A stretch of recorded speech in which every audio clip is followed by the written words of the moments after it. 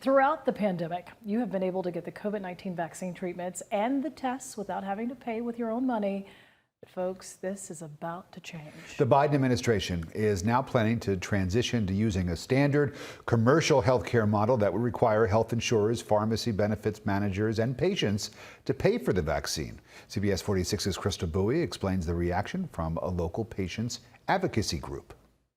As people prepare for the last holiday of the summer, a new round of COVID-19 booster shots are slated to come out this fall.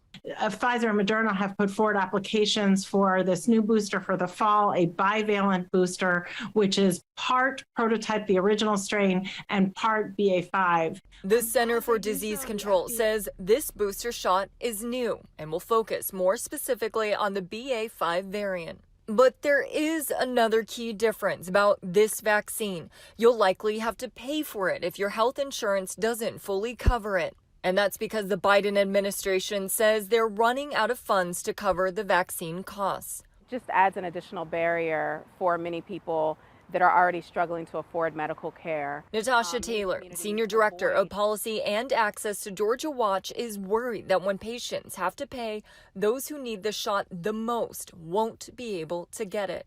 Adding an existing barrier to receiving the vaccine will further marginalize many populations who already have issues with accessing the vaccine. Fulton County health officials say they'll defer to the state's Department of Public Health to figure out how to handle patient and insurance costs, but they plan on using the same online scheduling system. Cobb and Douglas County officials say they're still waiting for guidance from the federal government on how to proceed.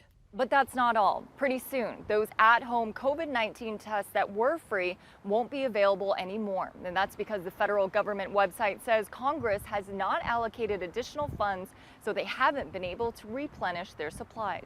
Reporting in Atlanta, Krista Bowie, CBS 46 News. Parents in one Metro Atlanta